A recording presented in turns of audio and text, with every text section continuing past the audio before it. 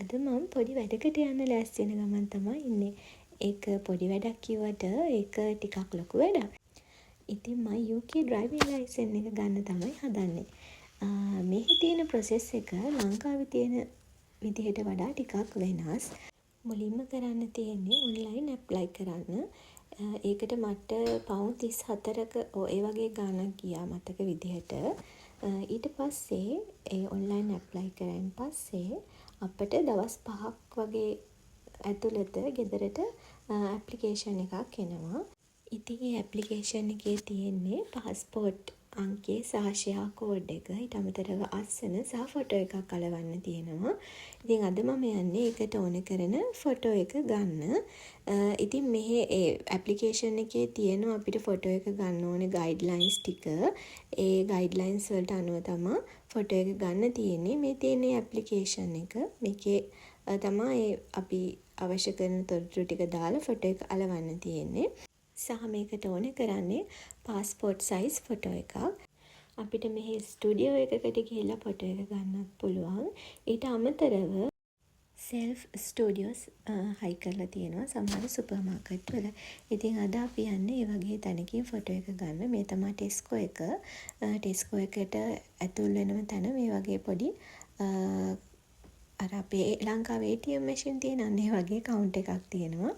ඉතින් ඒ කවුන්ට් එක ඇතුලේ ස්ක්‍රීන් එකක් තියෙනවා. අපිට ගයිඩ්ලයින්ස් දීලා තියෙනවා මොනවද කරන්න ඕනේ කියලා. ඒ ස්ක්‍රීන් එකේ අපේ රික්වයර්මන්ට්ස් ටික දීලා තියෙනවා. අපිට ඒ ටික සිලෙක්ට් කරන්න තමයි තියෙන්නේ. ඉතින් මම ඩ්‍රයිවිං ලයිසන්ස් එකට ඕන කරන ෆොටෝ එකක් නිසා මම ඒක සිලෙක්ට් කරා. ඊට පස්සේ ඒකේ තියෙනවා අපිට ඒකට ලෑස්ති වෙන්න ඕන විදිහ. ඒ කියන්නේ අපි ෆොටෝ එකට ඉන්න ඕන විදිහ තියෙනවා. ඊට පස්සේ තිබුණේ පේ කරන්න. මම හිතන්නේ මට පවුන් 10ක ගාණක් ගියේ ෆොටෝ 4ක් ආවා. මට අවශ්‍ය කරේ ෆොටෝ එකයි. ඉතින් ඊට පස්සේ අපිට මේ ෆොටෝ එක අපේ මේල් එකට ගෙන්න ගන්න ඕනේ නම් අපිට එතන මේල් ඇඩ්‍රස් එක දාන්න ඔප්ෂන් එකක් තිබුණා. ඉතින් හරිම ලේසි. පස්සේ ඉතින් අපි බඩු වගයක් ගන්න තිබුණා. ඒ බඩු ටිකත් අපි ඒ සුපර් මාකට් එකෙන්ම ගත්තා. මම ඔන්ලයින් ඇප්ලයි කරන් පස්සේ මට දවස් 5ක් ඇතුළතදී මේ ඇප්ලිකේෂන් එක ආවේ. එතකොට මම මේ ඇප්ලිකේෂන් එකට ඕන කරන ෆොටෝ තමයි අද ගන්න ගියේ. එතකොට මේ ෆොටෝ ටික සහ ඒකට අවශ්‍ය කරන ඩීටේල්ස් ටික පුරවලා දවස් 21ක් ඇතුළත මම මේ ඇප්ලිකේෂන් එක අපෝ යවන්න ඕනේ. එහෙම යවුවේ නැති වුණොත් එහෙම මේක රිජෙක්ට් වෙලා මට මගේ ඔන්ලයින් ඇප්ලයි කරනකොට මම පවුන් 34ක් ගෙවුවානේ. ඒ 34 අපෝ මට රිෆන්ඩ් වෙනවා. එහෙම වුණොත් ආයෙම පාරක් මම මුලින් ඉඳන් ඔන්ලයින් ඇප්ලයි කරන්න ඕනේ.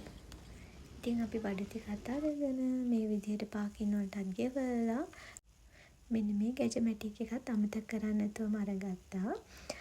මෙන්න මේ කැපචිනෝ එක හරිම රහයි. මම පළවෙනි පාරට තමයි මේක බොන්නේ. ඒක හරිම රහයි. What is that? Toy shop! Yay, toy shop. Is it open? Can we go inside? Yes, we can go inside.